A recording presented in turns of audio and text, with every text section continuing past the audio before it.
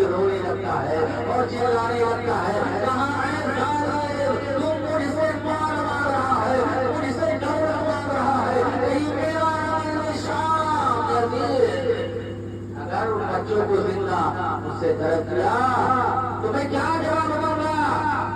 میں نے ان کو خط لکھ دیا ہے کہ ان مسلم کے بچوں کو زندہ بنا کر تمہارے دربار میں پیش کروں گا۔ دیکھو میں نے جو ہے میں تم پر جو ہے تم کو دولت، میں جو ہے تمہیں دولت نہیں دوں گا، میں جو تم سے وعدہ کیا تھا تم دولت سے جو ہے محروم رہو گے، تمہیں نہ تو دولت دی جائے گی بلکہ تم دولت بنا رہے ہو، اب تمہارے جسم کو دل سے چھڑا کر دیا جائے گا۔ یہ معصوم بچے جو ہے کنارے قرآن کے کنارے میدان میں جس وقت تو تلواریں لہرا رہا تھا، جس وقت جو ہے ان بچوں کو جو ہے اپنی گیرے مار رہا تھا، ان بچوں کو جو ہے آنکھوں سے پھاپڑ مار رہا تھا، یہ بچے تم سے محنت کرتے رہے ہوں گے، یہ بچے تم سے سماجت کرتے رہے ہوں گے، ان بچوں پر رحم نہیں آیا، ان بچوں پر رحم نہیں آیا، ان بچوں کو لایا میرے دربار میں جو قتل کر کے ان بچوں کے سر کو لے کر آیا ہے، تمہیں انعام نہیں دیا جائے گا، اکرام نہیں دیا جائے گا، بلکہ ابن زیاد نے کہا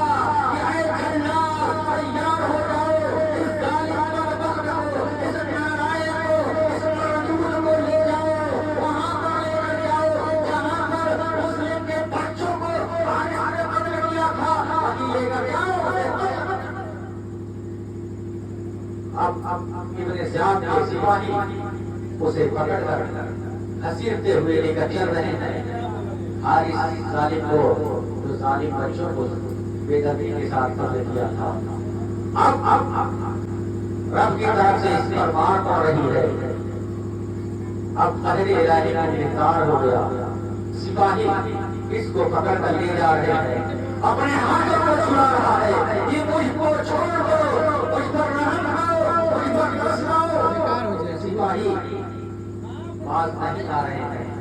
اس پر رحم نہیں کھا رہے ہیں، کہتے ہیں اے ظالم،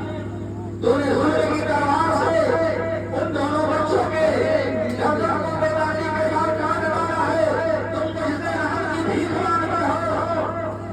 تم پر رحم نہ کیا جائے گا، تم پر ترس نہ کھایا جائے گا۔ وہ لے کر گھسیٹتے ہوئے لے کر چلتے رہتے ہیں اور چلتے چلتے نہر فرات کے کنارے لے گئے، اور کنارے لے جانے کے بعد حارث کے سامنے وہ جلاد ابن زیاد کا سپاہی تلوار کو لہرانے لگتے ہیں، جب تلوار کو لہرائے اتنے میں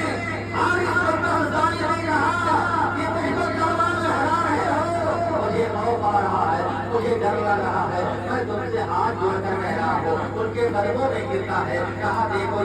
اور بچوں کو